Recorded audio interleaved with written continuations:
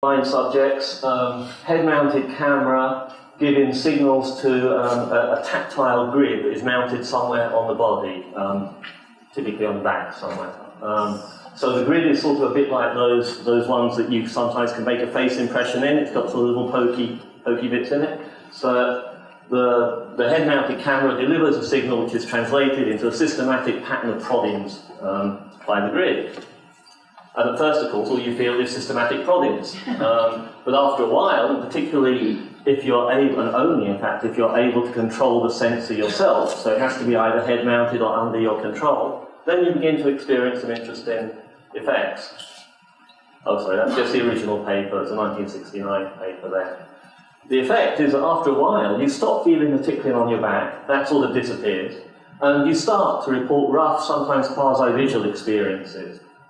Experiences of things like looming objects. You can do things like shape recognition. You can be trained to do shape recognition. You can do face recognition using these systems. You can do hand-eye coordination things like backing a ball off the edge of the table. You can do some rather fine-grained production line sorts of tasks where you fit parts into holes, that kind of stuff.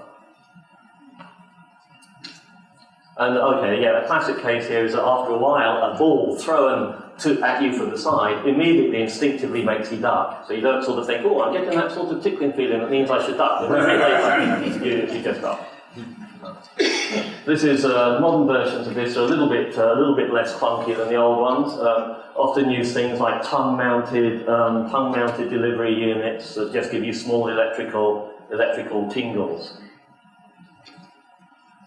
There are also versions now that use sound instead. Peter Myers has something called the voice. The reason it's written like that is you're supposed to say, "Oh, I see." So the voice kind of uses a soundscape to do this. That's nice. You can just download the software for that off the web. But in particular, it seems, to me at least, looking at this stuff, that coarser sensory systems are currently displaying the effects most clearly, the substitution.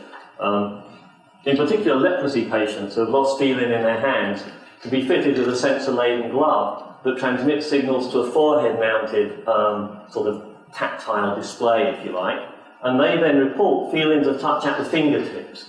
So again, a little bit like the long nose illusion, the brain is trying to make sense of having this kind of control and getting some sort of tactile signal back, and it transmits or projects a tactile signal to the ends of the fingers.